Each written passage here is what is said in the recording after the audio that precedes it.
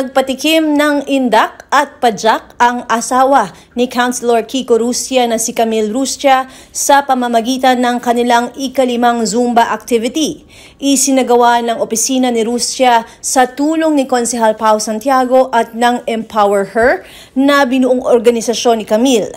Ang grupo ay binuo upang mapagsama-sama ang mga kababaihan sa Pasig City at gumawa ng mga makabuluhang aktibidad para sa mga Pasigenyo. Isa na ang Zumba sa mga ito. Nabatid na nasa mahigit 150 katao, iba't ibang edad, may mga babae, may mga lalaki din, ang humataw sa dagundong ng musika sa Bagong Ilog Covered Court noong Sabado. Nagkaroon din ng paraffol sa naturang aktibidad. Ngayon po ay ginaganap natin ang isang Zumba activity. Hatid sa atin ni Councilor Kiko Rustia sa tulong po ni Councilor Pao Santiago at ng Empower Her Pasig City. Ang Empower Her ay isang grupo na binuo ng may bahay ng ating Councilor Kiko Rustia. Ito ay nabuo dahil gusto natin pagtibayin at mas palawakin at pagbuklod-buklurin ang mga kababaihan dito sa Pasig City. Nabuo ang Empower Her sa tulong ng may bahay ng ating Councilor Kiko Rustia na si Miss Camille Rustia at syempre sa tulong na rin ni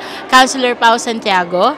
At ito ay nag-aim na pagbuklod-buklurin ang ating mga kababaihan dito sa Pasig at gumawa ng mga makabuluhang activities at mga gawain na makakatulong hindi lang sa mga kababaihan pero sa ating mga Pasigenyo. Ang Empower Her is not limited lang po sa mga babae. Kahit sino po, babae, lalaki, part ng LGBT, welcome po lahat. Kahit bata po, sexy man o mataba, okay lang po. Wala pong problema. Zumba kasi ito ay trending at madalas na nagiging activities ng ating mga kababaihan, lalo na after ng ating pandemic, di ba? So medyo naging health conscious tayo.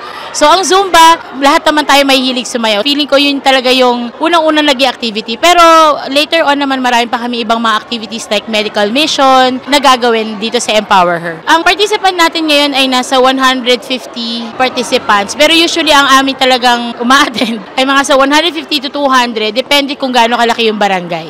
Ang susunod na venue natin ay sa Santa Cruz. Ito ay gaganapin sa June 15. Sa lahat po ng mga kababaihan ng Pasig, pwede po kayo mag-join sa aming Empower Her Pasig City.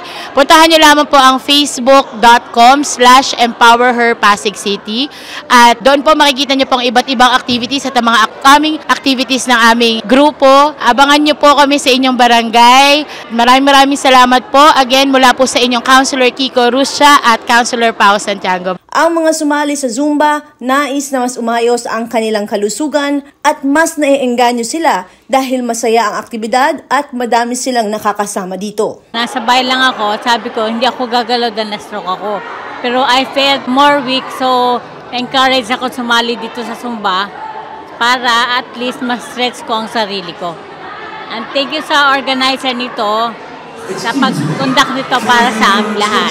Kaya po ako sumali dito sa Zumba para sa ikagaganda ng daloy ng aking dugo para maging fresh lagi. Ako si Luan Peñano para sa latest ng iNews Pasig.